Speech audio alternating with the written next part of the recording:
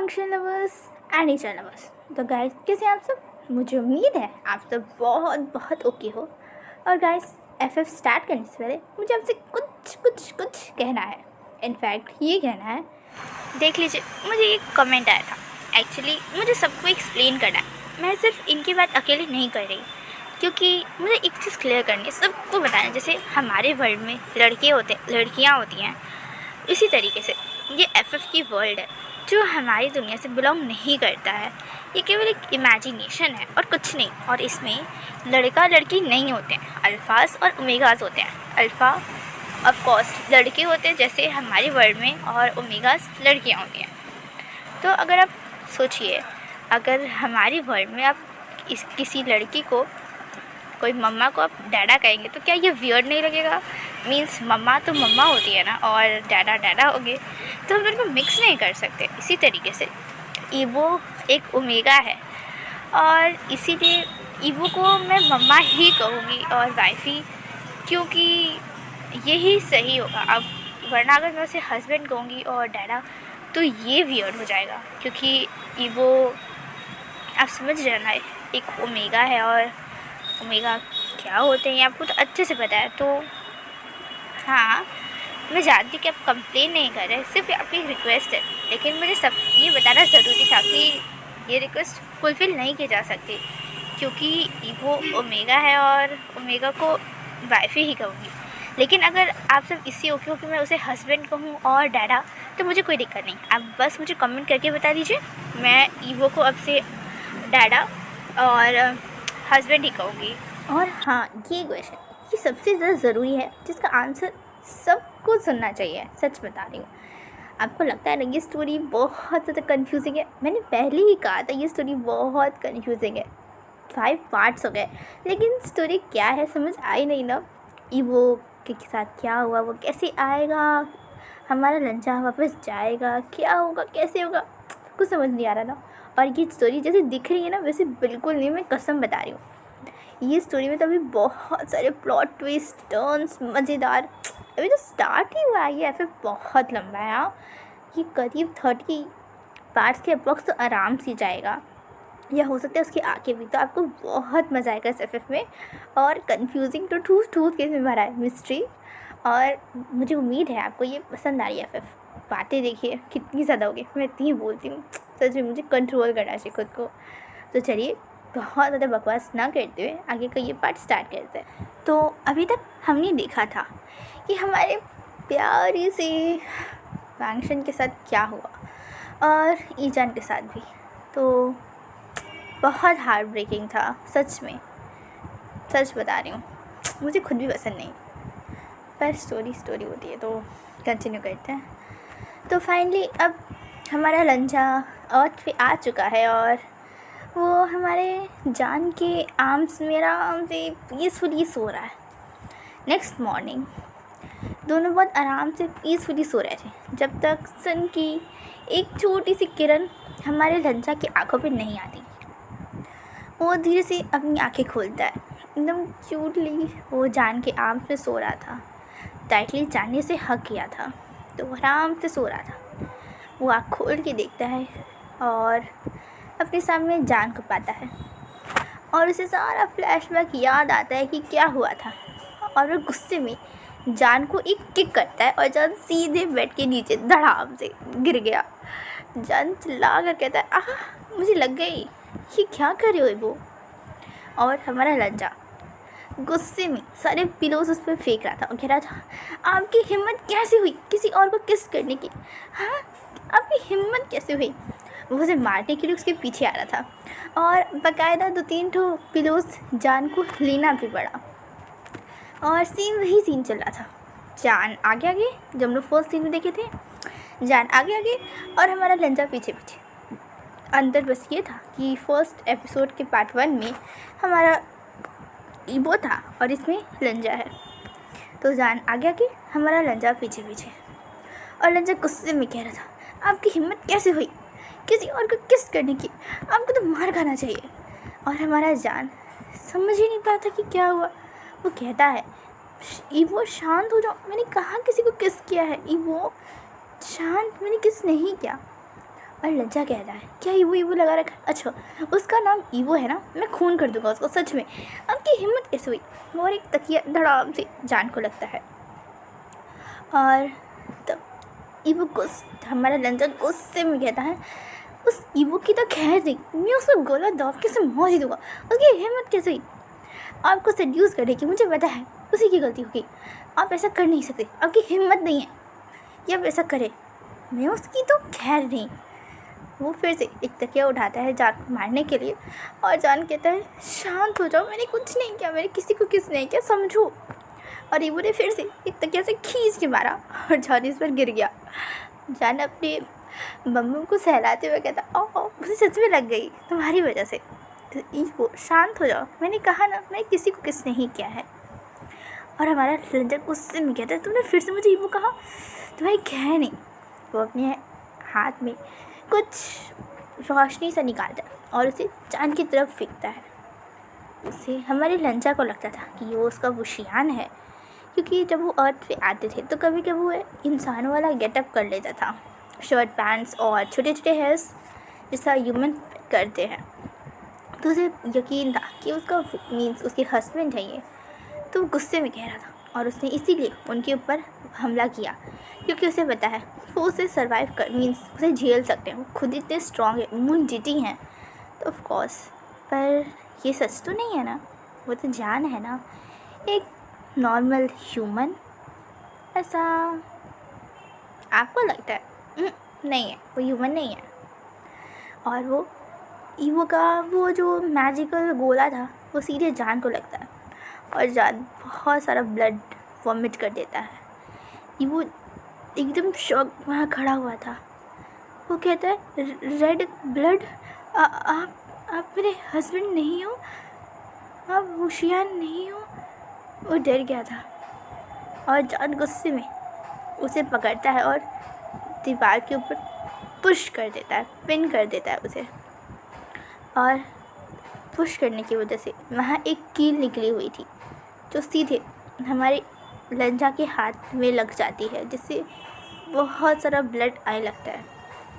पर हाँ, वो ब्लड रेड नहीं था, वो ब्लू कलर में था। और जब जान ने इसे देखा तो डर गया। उसने कहा नीला खून तुम? वो अपने हाथ की तरफ देख रहा था। उसने कहा खून?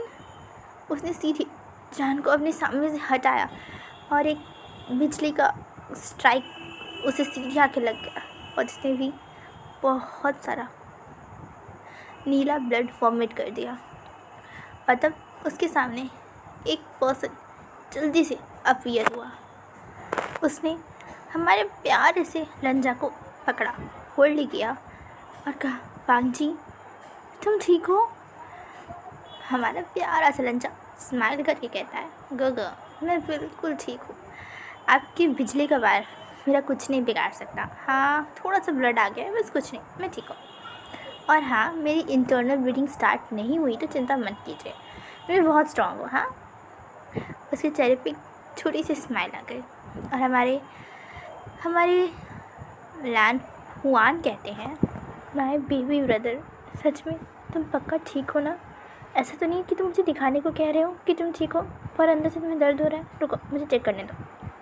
वांगची कहता है ठीक है, आपको मुझ पर ट्रस्ट नहीं, आपको अपने बेबी ब्रदर पे ट्रस्ट नहीं है ना, है ना गगो? यही कहना चाहते हैं आप ना? कितनी क्रूर है आप, आपको अपने ही भाई पे ट्रस्ट नहीं है। उसने मुँह फुला ली। और हमारे लैन हुआ इस इमोशनल अत्याचार को सच्चे से समझ रहे थे कि क्या चल रहा है। तो वो कहते हैं अच्छा ठीक है तुम्हारी इंजरीज दिखाओ, मुझे हील करने दो। मेरा वांगची कहता है ठीक है दीजिए। वो अपना हाथ आगे करता है और लैन हुआन अपना हाथ उसके ऊपर रखते हैं और बस 1 सेकंड में सारा जख्म सारा चोट गायब।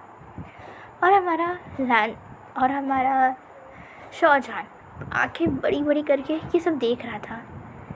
2 एंजल्स मानो अर्थ पे आ गए हैं और दोनों आपस में बातें कर रहे थे। और जब हमारे लैन हुआन उसकी तरफ देखते गुस्से में, एकदम उसकी तरफ गुस्से में देखते और उस पर एक वार करने की वाले थे तो उसे बीच में लंजा आता है और कहते हैं रुकिए गोगो, ये वो नहीं है जो आप समझ रहे हैं। हमारे लैन हुआन कहते हैं वो नहीं है तो कौन है ये? क्या ये वुशियान नहीं? इसकी तो मैं हालत ख़राब कर दूँगा। इसकी हिम्मत कैसे हुई मेरे ब्रदर को चीट करने की, मेरे ब्रदर को यहाँ दर्द देने की? इसको तो मैं छोड़ूंगा नहीं। हटो वांगजी तुम सामने से। हमारा प्यारा सा रंजा कहता है कि वुशियान नहीं है, ये वो नहीं है गगो, प्लीज़। ये एक नॉर्मल ह्यूमन है, देखिए उसका ब्लड रेड है, वो ब्लू नहीं। हमारे लैन हुआन इसे देखते हैं और वो कहते हैं पर एक ही शक्ल के दो पर्सन अभी अलग अलग दुनिया में, ये कैसे पॉसिबल है? और अगर ये पॉसिबल है तो क्या इसका अर्थ वो आ गया? अपने मन में कह रहे थे।